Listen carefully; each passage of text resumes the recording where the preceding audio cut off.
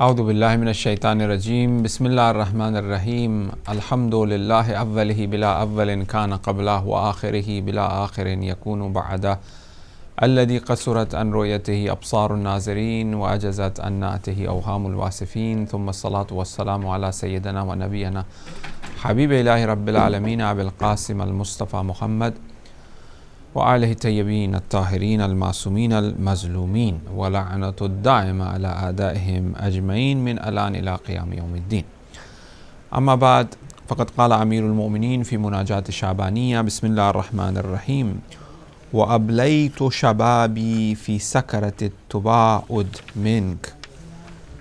Verse number 37. And then إلهي فلم أستيخذ أيام اغتراري بك وركوني إلى سبيل سخطك. We ended up discussing verse number 37 of Munajat Shabaniya, and we're gonna remind you of that verse, and then we're gonna start discussing verse number 39 of Munajat. Shaban is approaching. We are in the month of Ramadan and it's about to be finished. Perhaps a good opportunity to revisit these munajat and these verses of munajat by understanding its meaning, so that it have profound effect on our nafs. Here beautifully Amirul Mu'mineen says that I have spent ablayta shababi, my youth have been spent in negligence, in sort of being far away from you, in sort of intoxication. And when a person in a state of intoxication, he will lose the opportunity. He will see things, but it is as if those things are not there. He knows things, but when he doesn't utilize them, basically he is losing the opportunity of gaining something. When a person is in a state of intoxication, he is when a person is in the state of intoxication, he is in the state of loss. He is losing. So therefore, a person, when he is in this state of, as they say, in a state of sakar, wa sakaratil tuba'ud mink. I've been in this state of sakarat, in the state of intoxication, by being far from you. Now, what is being far from God? Not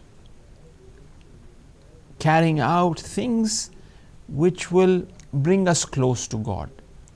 Now, bringing us close to God, the other side of the coin of bringing us close to God is the reward.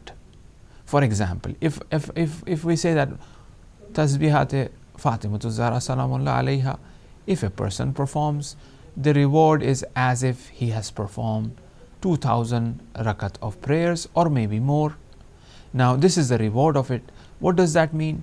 That this tasbih will take me so close to God that a 2000 rakat of prayer will take me close to God, right? So one side is that reward, and the other side of this reward is the qurb ila Allah, is the nearness to Allah subhanahu wa ta'ala. So when a person is aware of certain acts which are considered to be acts of reward, and he does not perform, he is in the state of ghafla, he is in the state of negligence, he is in the state of intoxication. Like for example, I return home, and as soon as I return home from my trip, I will buy some gifts. As the sunnah of the Prophet is that he would give the gift to his daughter first. So now, this is an act which is mustahab, a person returning, but he returns home and then he does not gives like normally, for example. Well, he could have done that as he is aware of. Or for example, they say that when mu'mineen shake hands with each other, right, sins are forgiven of both mu'mineens. Now here we are sometimes very cold in shaking hands, or when we shake hands it's as if like, oh, there's no sort of harara, that sort of love. Mu'min should be kind to each other. Mu'mineen should be lovers of each other by speaking to them, by looking at them, by enjoying the company, right? These irtibatat, these relationship of mu'mineen, get rid of many issues and problems that we face, right? Just speaking to them, just taking care of them will resolve many issues of ours. So now, when I see a moment, I should make use of it. I should not be in the state of intoxication, in the state of negligence. I should not be busy with my own world of telephone or what I'm thinking, for example, right? But rather, if I see someone, quickly grab the opportunity, shake the hands, sins are forgiven, I ask him, I respect him, I accommodate him. Reward is hasil, one will get the reward. So therefore, dunya, the world will not allow a person to really benefit, because that is in the substance of the dunya. As they say, ad-dunya tughirru wa tudurru wa tadurru wa tamurru. Dunya gives farib, fools us, traps us, and it gives loss. Tadurru, darar, from darar, right? And it kind of trespasses us. That's what dunya is, right? Now we look at time. When I was young, I had these opportunity I could have made use of, but I cannot anymore because of my health, because of my being preoccupied with so many things. I don't have time for that. I cannot do that. I cannot make use of it. So dunya is the thing that have really given me a false promise, or deviated me, or trapped me. I'm no longer free where I could go and perform certain good amal and good actions, for example. Or, I'm stuck, or I've been fooled, or I have faced a loss by getting involved in these actions. Sometimes, as the Quran says, إِنَّ الَّذِينَ لَا يُؤْمِنُونَ بِالْآخِرَةِ زَيَّنَّ لَهُمْ آمَالَهُمْ فَهُمْ يَعْمَهُونَ. إِنَّ الَّذِينَ لَا يُؤْمِنُونَ, those who do not have iman. So do not think that those who do not have iman is only addressed to those people who are, for example, not mu'mineen, in the sense that they are not Muslims, they are not believers of wilayat of Ahl Bayt. No. It could also be myself. إِنَّ الَّذِينَ لَا يُؤْمِنُونَ بِالْآخِرَةِ. This not having iman in the akhirah depends on the level of my iman as well. For some people, akhirah is right here. Maliki yawmiddin, when Imam is saying, he is seeing the Malik, he is seeing the Lord and the day of judgment. Akhirah is qa'im, it's something already resurrected for the Imam and for the awliya. They are there. Muttaqeen are those people as if they are living and seeing the azab of the hereafter, right? Khud bi muttaqeen of Amirul Mu'mineen. إِنَّ الَّذِينَ لَا يُؤْمِنُونَ بِالْآخِرَةِ زَيَّنَّ لَهُمْ آمَالَهُمْ. Now this quality of زَيَّنَّ لَهُمْ آمَالَهُمْ is very important. Their amal will be beautified to them. They may be mu'mineen, but their amal have been beautified, and this means that they are stuck with their amal. I have done so much of ziyarat, I have helped this many people, I have read this, I have done that, My amal, although good amal, are being zayyanna lahum, have been beautified in my eyes, and I am stuck. What I am doing, how am I looking? For example, my face looks this way or that way, Nurani with the hijab, picture in the ihram with the amama, beautiful aba khaba. I look so Nurani. I am looking myself as beautiful. Zayyanna lahum amalahum. The reward and the sawab is gone. So we got to be very careful, because the dunya will give us farib, which means the dunya will cheat us and try to get our reward from us. Does not want to give us that reward, because the reward have the element of subtleness. It is a ruhi thing. It is a very spiritual reality. So everything that is spiritual, everything that is latif, everything have that subtle substance to it, it goes high.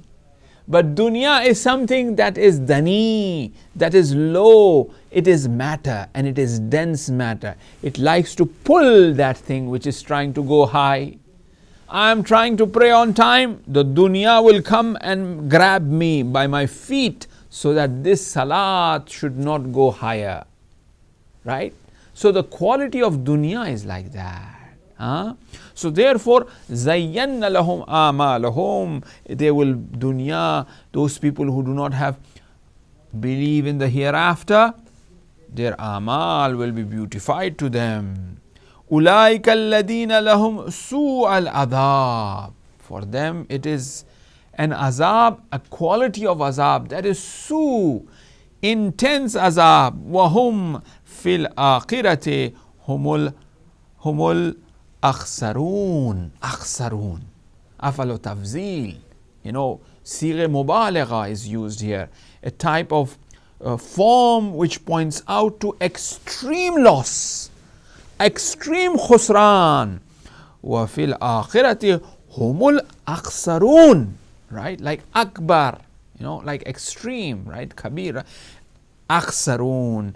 They are the complete extreme loss, su'al azab, for those people whose amal are beautified. So we got to be very careful. We might be doing a great act, the best act possible. We might be helping the orphans. We might be having workshops. We might be having, certain shops in the path of Imam Hussein alayhi salam in a day of Ashura.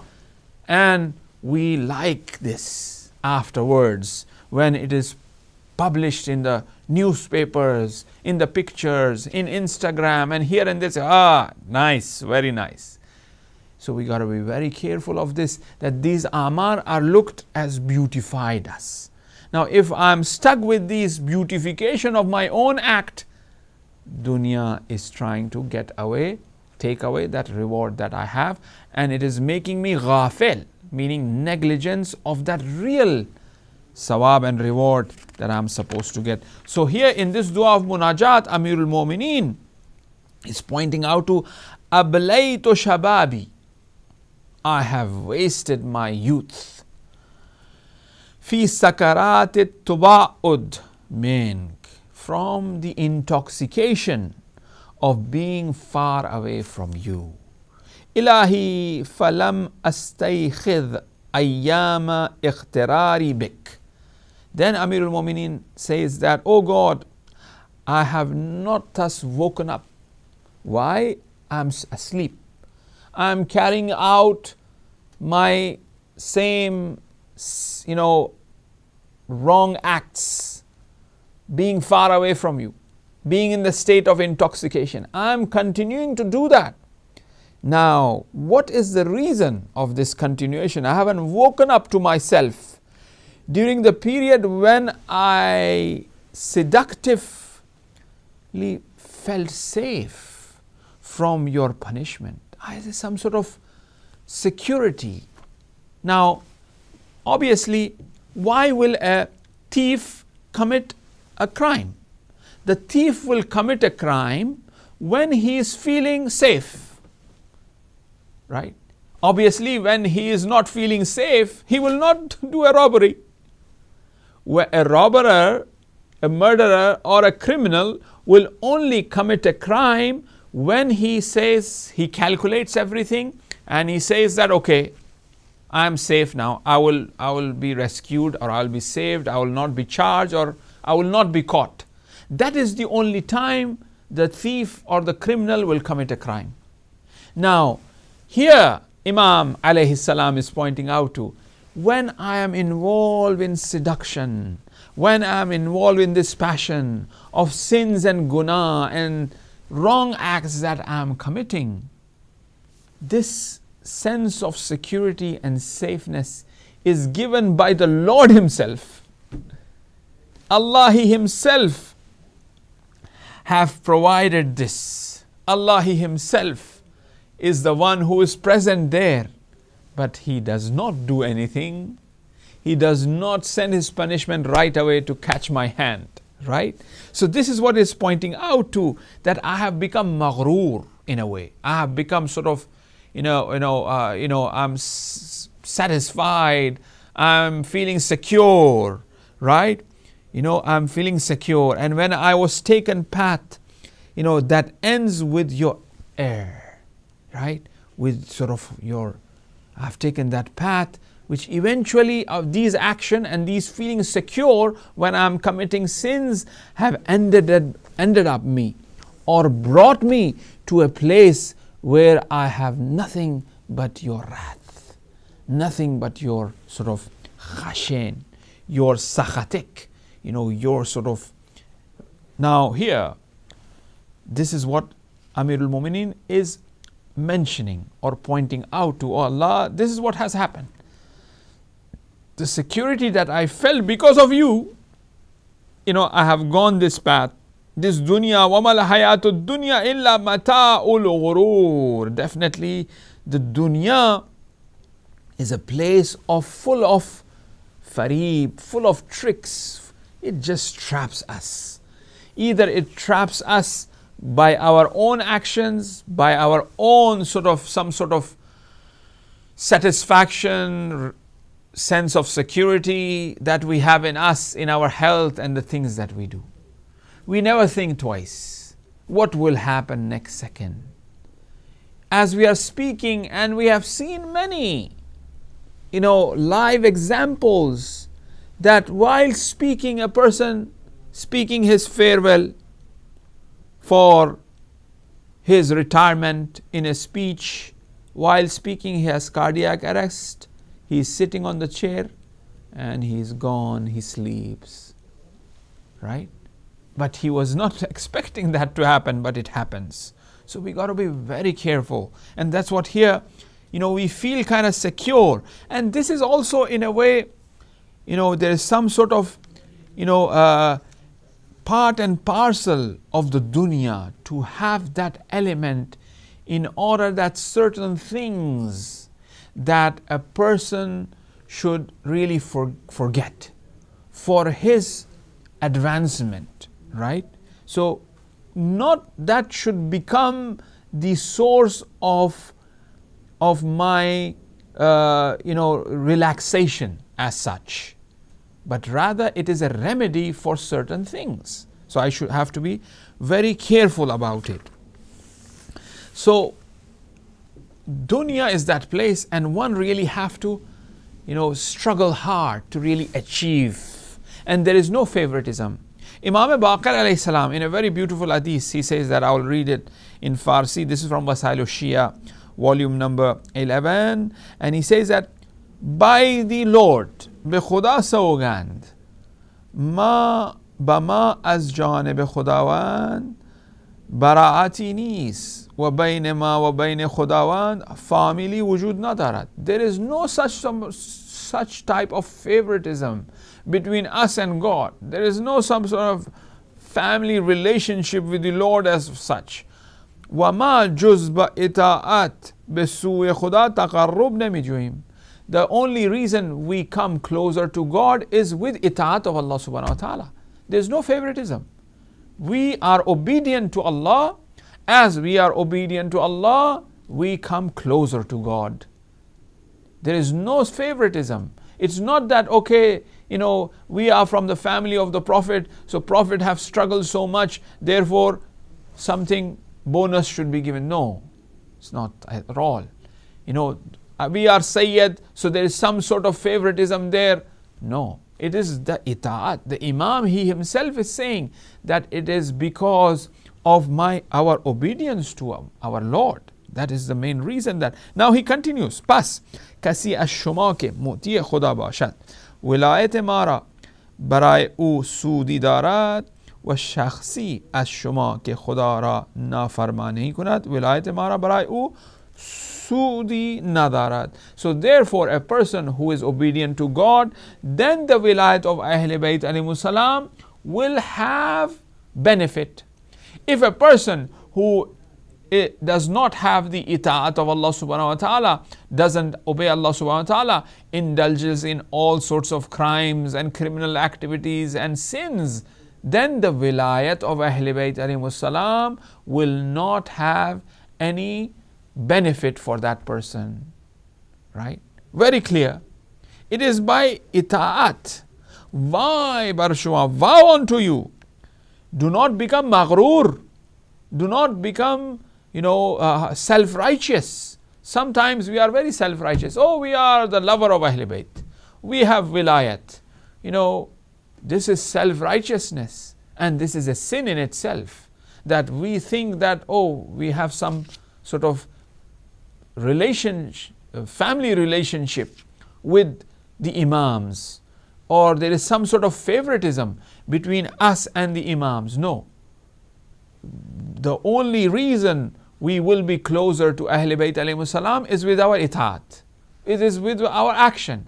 If we perform the actions which are commands of Allah subhanahu wa ta'ala, mustahabbat, the closer we are. Makruhat, we are going far and far away from Allah subhanahu wa ta'ala, from the Ahl Bayt alayhimus salam as well. So therefore, if we become self-righteous, thinking that I am better, just because I know Ahl Bayt, just because I know their names, I know who was their father and mother, and I cry for them, just because of those reasons, then this is something that the dunya is trapping me, is giving me, this is a trick. Do not get sort of false understanding of this love. This is not really true love. In kuntum tuhibbuna Allah fattabi'uni yuhibbukumullah. If you really love Allah subhanahu wa ta'ala, then fattabi'uni. You have to really follow exactly what the Prophet have performed and is asking us. Ma atakum fakhuzuhu. Whatever Rasul gives, you got to take that exactly and perform it. Then that love will be there. Otherwise, this love that we talk about, it is just just a joke. It's like fooling ourselves. That's what the Imam is pointing out. So one have to be very careful of that we are not fooled by the dunya and by the sense of security that we may feel that, I'm secure. The criminal will commit the crime when he is feeling secure. So if I am feeling secure that God is not watching me and God cannot punish me, I am fooling myself, because God is watching me all the time, because God is most powerful. That letter of Imam Hussein alayhi salam, a person writes to him and he asks him that, what shall I do in order to protect myself from sin? Imam said that, okay, do this. When the angel of death comes to take your life away, ask the angel to go away. Go to a place where God is not watching not watching you. Or, when the angel of the hellfire asks you to enter the hellfire, do not enter the hellfire. If you can perform all of these things, go sin whatever sin you want to commit. Right? So therefore, the criminal, a person who is culprit, a person who is criminal, will commit a crime only when he is feeling secure. Now, if I am feeling secure from the azab of Allah subhanahu wa ta'ala, from Allah subhanahu wa ta'ala not present there, from Allah subhanahu wa ta'ala not having the power to punish me, for example, then I am fooling myself. That is what this sentence is trying to point out to. Ilahi ana abduka ibn abdik, قائم بين يديك متوسل بكرمك إليك. Oh Allah, oh Ma'bud, Ilahi, Ana abduka ibn abdik. Now here, look how beautifully Amirul Mu'mineen is speaking to Allah, and he's saying that I'm an abd, I'm a slave of ibn abdik, and a son of a slave of a slave. قائم بين يديك, and I'm standing in front of you, in between your two hands. بين يدي is very symbolic, right in front of you, vis-a-vis the Lord I'm standing. متوسل, and I'm doing this tawassul to what? بكرمك إليك. لقد كرمنا بني آدم. Allah says that we have given karamat to Bani Adam. So this mutawassil to the karam of Allah subhanahu wa ta'ala. What is that karam? That the karamat that Allah subhanahu wa ta'ala talks about, the honor that Allah subhanahu wa ta'ala have provided us, and we are doing tawassul to here as well. There is an indication here with the verse of the Quran and this verse of munajat, is that Ahlul Bayt, is that Rasulullah was given, the Prophet was given, the book was given. This is the karamat. This is the honor that the Bani Adam have, that he's been given the expertise to travel over the sea, right? He's been provided with the expertise to extract food. This is karamat, this is the honor and the hidayat of Allah subhanahu wa ta'ala, the greatest of all karam. So, Ilahi ana abduka ibn abdik. Oh Allah, I am the slave and the slave of, I am the son of the slave of the slave. Qaimun bayna yaday. Here I am standing in between your hands. Mutawassilun bi karamik.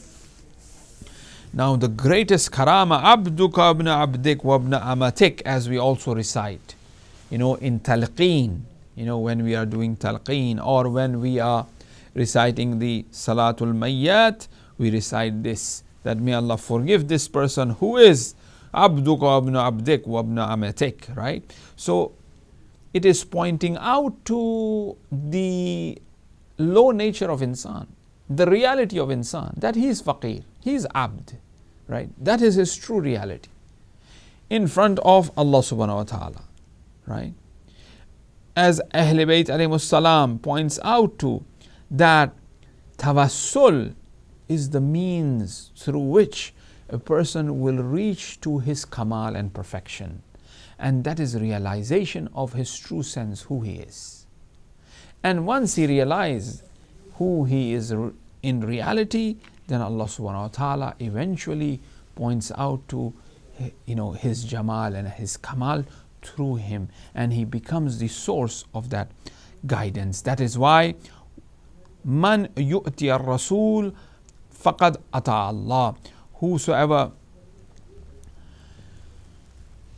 listens to the Rasul, whosoever accepts the command of the Rasul, faqad ata Allah. This person have listened to the command of Allah subhanahu wa ta'ala. Man ata'akum faqad ata Allah. Whoever is obedient to the Rasul, they are obedient to Allah subhanahu wa ta'ala. So this means that an abd will reach to a point in the true sense. The true abd is a person where the Prophet he himself has said, Ashhadu anna Muhammadan abduhu. That's what we recite, don't we?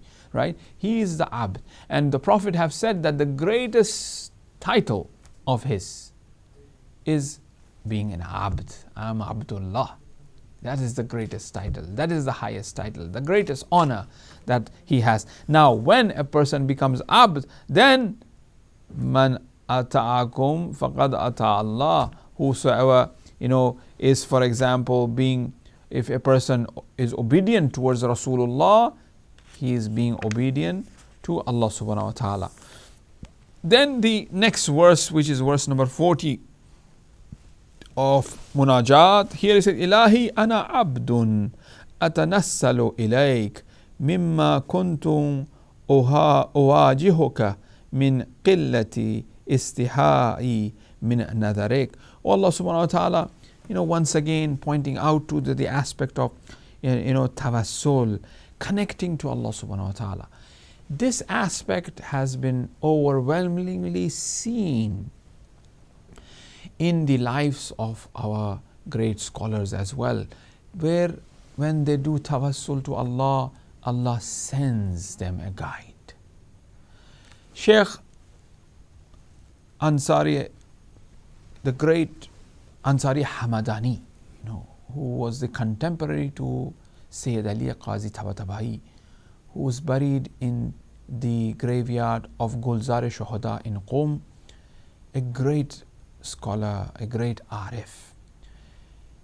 He achieved the levels of ijtihad at the age of 27, and Sheikh Abdul Karim Hairi, who was the founder of the Hawza Ilmi of Najaf, gave him the permission of ijtihad.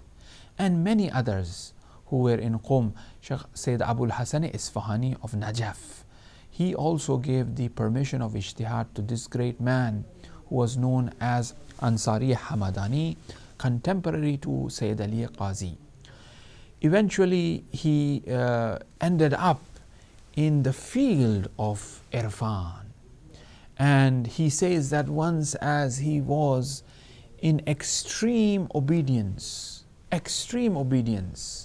severely obeying Allah subhanahu wa ta'ala, secluding himself, becoming sort of performing the itikaf, as you say, and other ibadat, going out in the wilderness and praying Allah and asking for help.